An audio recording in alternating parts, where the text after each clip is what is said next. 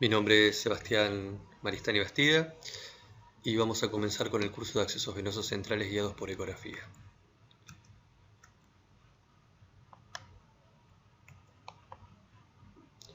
Como objetivos del curso planteamos conocer la importancia de la utilización del ultrasonido para la realización de estos accesos venosos, adquirir conocimientos básicos en la ecografía para poder realizar este procedimiento, conocer la anatomía de los principales sitios para acceso venoso central y adquirir habilidades en la práctica de la realización del acceso ecoguiado.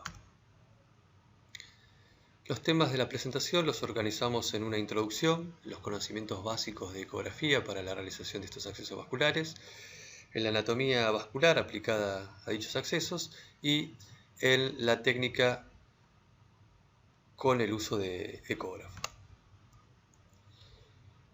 Como introducción, podemos contar que estos procedimientos, como cualquier otro procedimiento invasivo, presentan complicaciones. Las complicaciones las podemos organizar en mecánicas, trombóticas e infecciosas. Las mecánicas son las que aparecen precozmente, mientras que las trombóticas e infecciosas más tardíamente. Dentro de las mecánicas nos encontramos fundamentalmente con lo que es la punción carotidia, los hematomas, el neumotórax, la lesión del plexo braquial y el inadecuado posicionamiento de los catéteres. Los factores de riesgo relacionados con el éxito o fracaso de este procedimiento que se han visto en diversos estudios incluyen a los antecedentes de accesos venosos centrales, los pacientes que han tenido que realizarse a los pacientes nuevamente, interrupción. Dentro de los factores de riesgo relacionados con el éxito o el fracaso del procedimiento podemos mencionar a la presencia de antecedentes de accesos venosos centrales. Varios pacientes por patologías de base requieren frecuentemente accesos venosos centrales y esto dificulta la realización de nuevos procedimientos.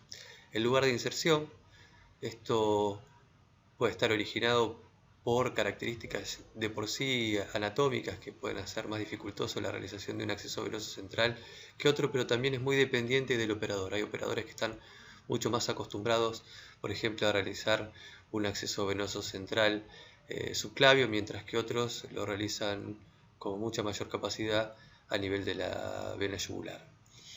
La hemodiálisis, la trombosis, pacientes que tienen trombosis, obviamente esto dificulta el procedimiento.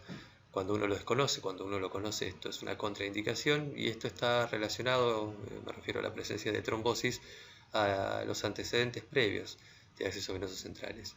Variantes anatómicas, esto lo vamos a ver muy claramente con el uso del ecógrafo, que es más frecuente de lo que uno cree, y muchos de los fallos cuando se hace a ciegas este procedimiento se debe a variantes anatómicas. Uno realiza correctamente la técnica y en forma cuidadosa y controlada, pero a pesar de eso falla reiteradamente y los fallos se ven que están relacionados a la variante anatómica que presenta.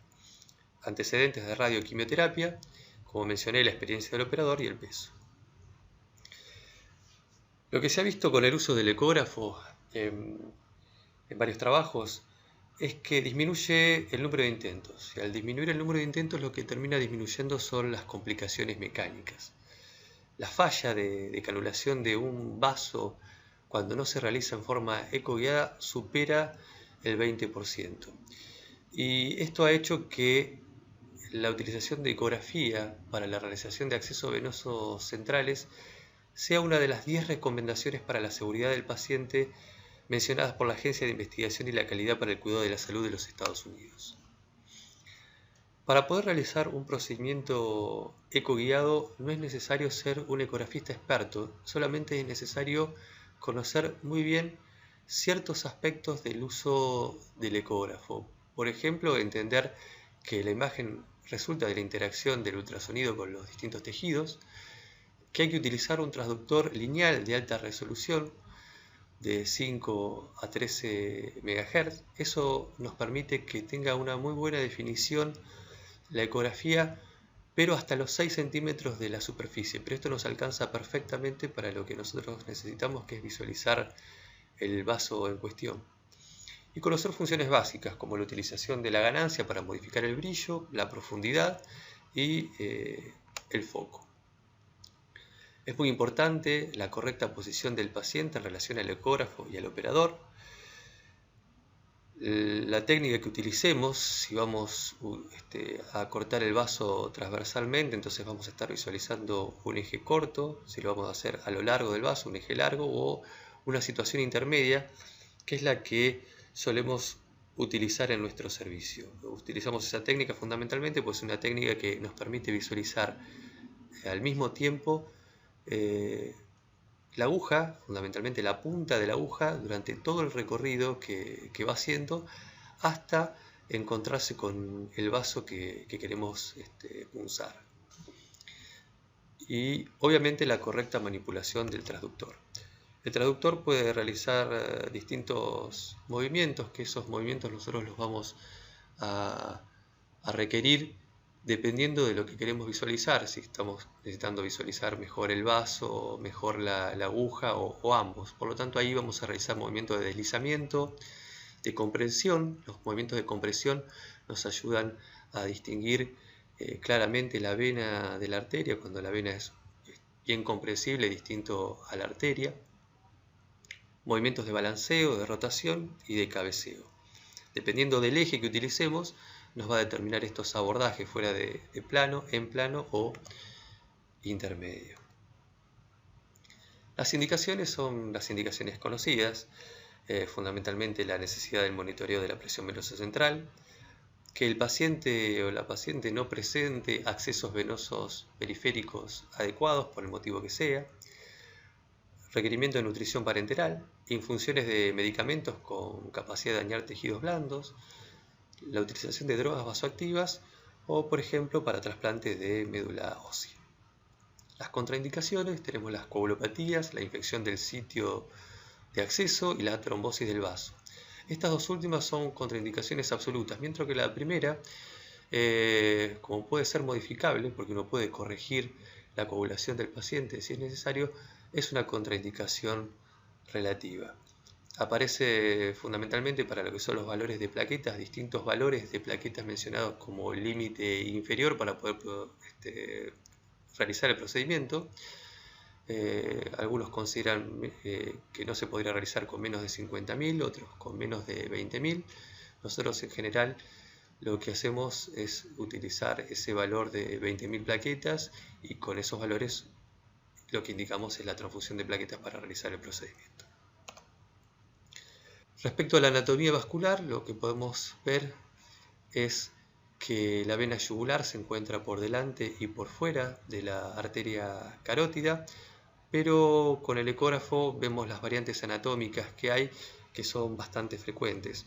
Acá abajo vemos cómo se ve con la ecografía la vena cabalgando parcialmente sobre la arteria, de mayor calibre, es compresible, a diferencia de la arteria.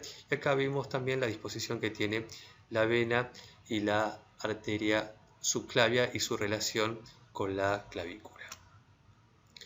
Esto es lo que les mencionaba respecto a las variantes anatómicas. Podemos encontrar que se encuentra lateralmente o medialmente la vena respecto a la arteria, y entre estas dos situaciones todas las variantes posibles. Lo más frecuente es encontrar esto, pero las otras variantes lo que nos puede dar es dificultad, porque por ejemplo cuando tenemos esta posición, si ingresamos con la aguja, dependiendo de la posición en que nos encontremos, podemos canalizar con mayor o menor dificultad el vaso. Vamos a ver que lo ideal es tratar de lograr una inclinación de la aguja que permita ingresar a la vena sin riesgo de, al traspasarla, punzar la arteria carótida. Hay algunas disposiciones, algunas variantes anatómicas que hacen más dificultosa justamente la práctica y nos lleva a mayores riesgos de punción carótida, como son estas últimas variantes anatómicas, como lo que es la anteromedial o la medial. Para la técnica vamos a utilizar un video que confeccionamos realizando un procedimiento a nivel yugular posterior, Lo hicimos con ese procedimiento porque es el procedimiento que nosotros recomendamos. Tratamos de evitar el acceso subclavio y el acceso femoral. Creemos que es el procedimiento más seguro para realizar y muchísimo más seguro aún bajo técnica ecográfica, pero tenemos que saber que la técnica ecográfica nos permite hacer cualquier tipo de procedimiento de canulación de algún lecho vascular, sea a nivel central o a nivel periférico.